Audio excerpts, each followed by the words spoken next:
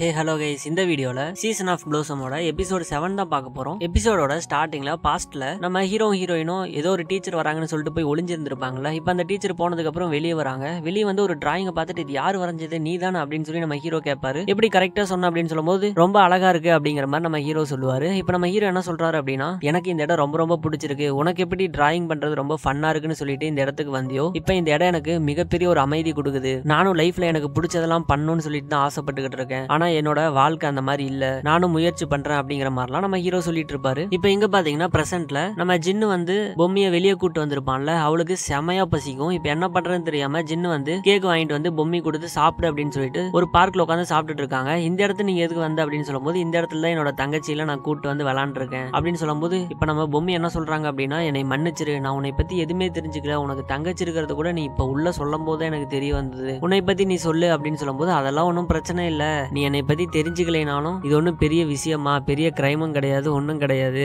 அப்படின்னு சொல்லிட்டு இவங்க ஜாலியாக அப்படியே பேசிட்டு இருக்காங்க. இப்போ உனக்கு என்ன பிடிக்கும் அப்படின்னு சொல்லும்போது, எனக்கு சாக்லேட் பிடிக்காது, நூடுல்ஸ் பிடிக்கும் அப்படி இப்படின்னு இன்டர்வியூ எடுக்கிற மாதிரி பதில் சொல்ற மாதிரி ரெண்டு பேரும் இன்னும் க்ளோஸ் ஆயிடுறாங்க. இப்போ அடுத்த நாள் கிளாஸ் ரூம்ல பாத்தீங்கன்னா இந்த பொம்மைக்கு செமையா தூக்க வருது. பக்கத்தில் இருக்கிற ஜின்னு என்ன பண்றான் அப்படின்னா, அவங்க ஊர்ல விளையாடுற மாதிரி ஒரு பேப்பர்ல ஒரு டாட் வச்சு கேமை கொடுக்குறான். இப்போ பொம்மி அதை விளையாண்டுகிட்டு இருக்கா. ரெண்டு பேரும் மாறி மாறி விளையாடும் போது நம்ம ஜின்னு தான் ஜெயிக்கிறான். சரி, நான் அதை தூக்கி போட்டு வேற ஒரு பேப்பர்ல விளையாட ஆரம்பிச்சா நிறைய கேம்ல நம்ம ஜின்னு தான் ஜெயிச்சிருக்கான், நம்ம பொம்மினால ஜெயிக்கவே முடியல. இப்ப அவன் அங்கிருந்து எந்திரிச்சு போகும்போது, இங்க பாரு வா இன்னொரு கேம் விளையாடலாம் அப்படின்னு சொல்லும்போது, நான் கேம் விளையாட மாட்டேன், ஏன்னா நீ ரொம்ப மோசமா விளையாடுற அப்படின்னு சொல்லிட்டு அவன் அங்கிருந்து போயிடுறான். அதுக்கப்புறம் கிரவுண்ட்ல பாத்தீங்கன்னா இந்த பேட்மிண்டன் ஒன்னு பிளே பண்ண சொல்றாங்க. அதுக்கு வந்து ஹைட் பிரகாரம் நாங்க பேரை சூஸ் பண்றோம் அப்படின்னு சொல்லிட்டு நம்ம பொம்மிய ஜேமினோடையும் நம்ம ஜின்ன வந்து காங்கோடையும் போட்டுறாங்க. இப்ப காங்குக்கும் ஜின்னுக்கும் சுத்தமா பிடிக்கல, ஏன்டா இவங்களோட போட்டாங்களே அப்படின்னு சொல்லிட்டு ரெண்டு பேரும் மாறி மாறி சண்டை போட்டுக்கிட்டு இருக்காங்க. ஆனா விளையாடவே மாட்டாங்க. இப்ப அந்த இடத்துல ஓரமா உட்காந்துக்கிட்டு நம்ம பொம்மியும் ஜேமினும் பேசிட்டு இருக்காங்க. அப்ப ஜேமின் கேக்குறாரு, இந்த மாதிரி நீ ஜின்ன பத்தி என்ன நினைக்கிற அப்படின்னு சொல்லும்போது, அவன் ரொம்ப ஆட்டிடியூட் காமிப்பான், யாரையுமே மதிக்க மாட்டான், அப்பெல்லாம் அவனை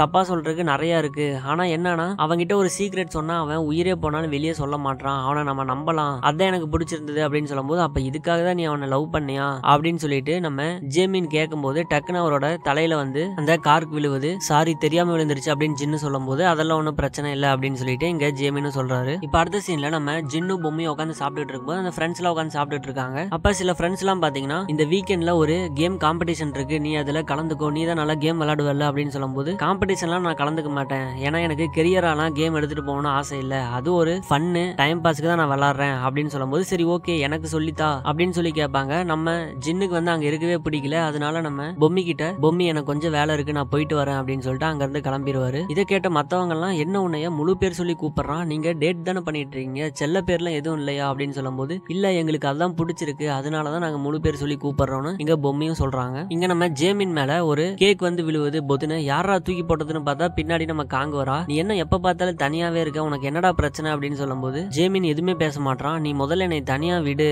அப்படின்னு சொல்லும்போது, எதுக்கு நான் உன்னை தனியா விடணும், அன்னைக்கு யாரையும் மீட் பண்ண போறேன்னு, ஏதோ பர்சனல்னு, ஏதோ பெரிய ஆளுன்னு, அது யாருன்னு கேட்டா சொல்ல மாட்டேற அப்படி இப்படின்லாம் சொல்லி கேள்வி கேட்கும்போது, இப்ப நம்ம ஜேமின் என்ன சொல்றான் அப்படின்னா, ஒருத்தங்களை நீ தப்பா நினைச்சதுக்கு அப்புறம் அவங்க நீ நினைக்கிற மாதிரி இல்ல, அவங்க ரொம்ப நல்லவங்கன்னு தெரிஞ்சு நீ என்ன பண்ணுவ அப்படின்னு சொல்லி கேள்வி கேட்டுட்டு அவங்கள மதிப்பேன் அப்படின்னு சொல்லி அவனே பதில் சொல்றான். என்னடா இது இவன் பாட்டிக்கு பேசிட்டு இருக்கானேன்னு சொல்லிட்டு நம்ம காங்கும் பாத்துக்கிட்டு இருக்காங்க. இப்ப இவன் யார பத்தி சொல்றான் அப்படின்னா, நம்ம ஹாமின் இருக்காருல்ல, சோ அவரோட டைரி எடுத்து இவன் பார்த்திருப்பான். அந்த டைரியில என்ன எழுதிருக்கும் அப்படின்னா, நம்ம ஹீரோயினோட பேர் போட்டு, உன்னை நான் மீட் பண்ணாம இருந்திருந்தேன்னா இந்நேரத்துக்கு நானு அதே மாதிரி இருந்திருப்பேன் அப்படிங்கிற மாதிரி ஒரு லைன் எழுதியிருப்பாரு. அதை பார்த்தோன்னே நம்ம அண்ணனோட சாவுக்கு காரணம் இந்த பொண்ணு தான் அப்படின்னு சொல்லிட்டு இந்த ஜேமினும் முடிவு பண்ணிருப்பாரு. ஆனா அது இப்ப இல்லன்னு தெரிஞ்சிருச்சுல்ல, சோ அதனாலதான் அதை நினைச்சு ரெக்ரெட் பண்ணிட்டு இருக்காரு, தப்பா நினைச்சிட்டமே அப்படின்னு சொல்லிட்டு. அதுக்கப்புறம் ஆர்ட் கிளாஸ்ல அவங்க அண்ணனை நம்ம ஹீரோயின் வரைஞ்ச எல்லா படத்தையும் எடுத்து போட்டுறாங்க. நம்ம ஜேமினும் அது எல்லாத்தையும் பாத்துக்கிட்டு இருக்காரு. எங்க அண்ணனை நீங்க ரொம்ப லவ் பண்ணீங்களா அப்படின்னு சொல்லி கேட்கும்போது, நான் லவ் பண்ணேன், ஆனா அவனை பத்தி எனக்கு எதுவுமே தெரியாது அப்படின்னு சொல்லிட்டு ஒரு பிளாஷ்பேக் சொல்றாங்க நம்ம ஹீரோயின். என்ன பிளாஷ்பேக்னு பாத்தீங்கன்னா, ஒரு நாள் நம்ம ஹீரோ தனியா நின்று அழுதுகிட்டு இருந்திருப்பாரு. ஆனா அவர் எதுக்கு அழுகுறாரு எதுவுமே நம்ம ஹீரோயினுக்கு தெரிஞ்சிருக்காது. அதை சொன்ன உடனே, என்னது எங்க அண்ணன் அழுதானா அப்படின்னு சொல்லி நம்ம ஜேமினும் கேட்கும்போது, ஆமா ஹாமின் அழுதான் அப்படின்னு சொல்லிட்டு நம்ம ஹீரோயின் சொல்லுவாங்க.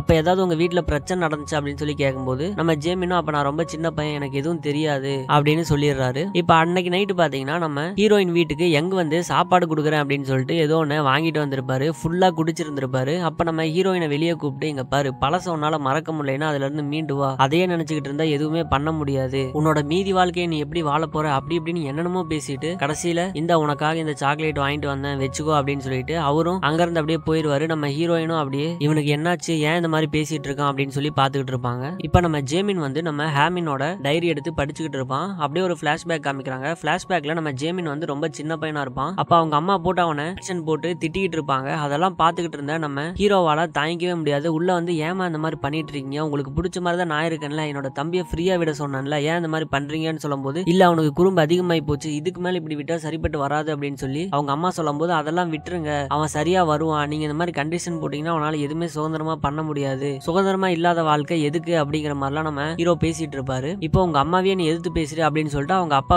இடையில வந்துருவாரு. இடையில வந்து நம்ம ஹீரோட்ட பிரச்சனை பண்ணிட்டு இருக்கும்போது இதை பாத்துக்கிட்டு இருந்த நம்ம ஜேமின் வந்து அண்ணா எனக்காக நீ சண்டை போடாதனா அப்படின்னு சொல்லிட்டு நம்ம ஹாமின் கிட்ட பேசிட்டு இருப்பான். ஹாமினும் நீ போடா நான் பாத்துக்கிறேன், நீ ரூம்குள்ள போய் விளையாடு அப்படின்னு சொல்லும் போது நம்ம ஜேமினும் கேட்கவே மாட்டான். நீ போ அப்படின்னு சொல்றேன்ல அப்படின்னு சொல்லிட்டு கொஞ்சம் ஃபோர்ஸா பிடிச்சி தள்ளி விட்டுருவான். அதுல ஜேமினுக்கு பாத்தீங்கன்னா நெத்தியில கீரல் பட்டு ரத்தம் வந்துகிட்டு இருக்கும். இதை பார்த்தோன்னே அவங்க அப்பா இங்க பாரு உன்னாலதான் உன் தம்பிக்கு இப்ப ரத்தம் வருது, ஏதோ அவனை ப்ரொடெக்ட் பண்றேன்னு சொல்லிட்டு இருந்த, இப்ப பாரு உன்னாலதான் அவனுக்கு ரத்தம் வருது அப்படின்னு சொன்னோடனே நம்ம ஹாமினுக்கு என்ன பண்றதுன்னு தெரியல. சோ இதனால நம்ம ஹீரோக்கு பாத்தீங்கன்னா ரொம்பவே குற்ற உணர்ச்சி ஆயிருது. கூட இருக்கிறவங்களே நம்ம ஹேட் பண்றோம் அப்படின்னு சொல்லிட்டு அதுல இருந்து நம்ம ஹீரோயின் கிட்ட பேசுறது கூட கொஞ்சம் கொஞ்சம் கம்மி பண்ணிருப்பாரு. அதுக்கப்புறம் நம்ம ஹீரோயினா பாக்குறது கூட இல்ல. இப்போ ஒரு வாய்ஸ் ஓவர் வருது, என்னால என் கூட இருக்கிறவங்க எல்லாருமே காயப்படுறாங்க, நான் அவங்களுக்கு நல்லது பண்ணணும்னு தான் நினைக்கிறேன், ஆனா அது என்னால முடியாது, அது மட்டும் இல்லாம நானு உன் கூட இருக்கும் போதெல்லாம் உன்னை நான் சார்ந்து இருக்கிற மாதிரி எனக்கு தோணுது, நீ இல்லாம என்னால இருக்க முடியுமானே தெரியல, நான் பழைய மாதிரி தனிமைய ரசிச்சு நான் தனியா இருந்து தனியாவே நான் எல்லா வேலையும் செய்யணும்னு ஆசைப்படுறேன், அதுக்காக நான் உன்னை விட்டு விலகறதுக்கு கொஞ்சம் கொஞ்சமா ட்ரை பண்றேன் அப்படிங்கிற மாதிரி அந்த டைரியெல்லாம் எழுதி இருக்கு. இதை பார்த்த உடனே நம்ம ஜேமின் வந்து அப்படியே அந்த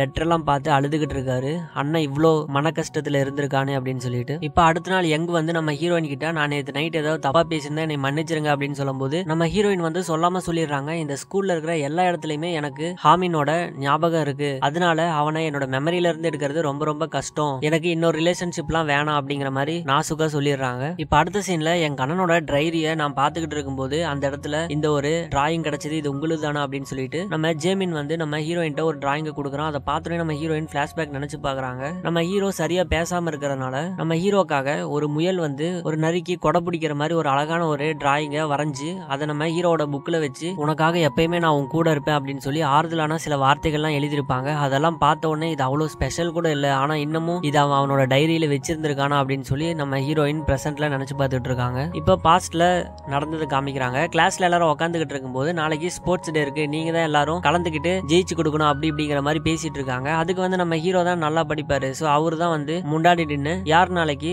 ஸ்டூடெண்ட் கவுன்சில்ல இருக்க போறா அப்படின்னு சொல்லி சொல்லும் போது நம்ம ஹீரோயினோட பேர் சொல்லி கூப்பிடுறாங்க. நம்ம ஹீரோயினுக்கு செம ஷாக்கா இருக்கு, இவ்வளவு நாள் பேசல ஆனா இப்ப நம்ம பேர் சொல்லி எல்லாத்து முன்னாடியுமே கூப்பிடுறானே அப்படின்னு சொல்லிட்டு இப்ப அவங்களும் அப்படியே சந்தோஷப்படுறாங்க. சோ இந்த இடத்துல இந்த எபிசோட முடிக்கிறாங்க. இதுக்கப்புறம் என்ன நடந்தது அப்படின்னு சொல்லிட்டு அடுத்த எபிசோட்ல பார்க்கலாம். இந்த வீடியோ பிடிச்சிருந்தா கீழே கமெண்ட் பண்ணுங்க, சப்ஸ்கிரைப் பண்ணாதவங்க சப்ஸ்கிரைப் பண்ணுங்க. So thank you, by.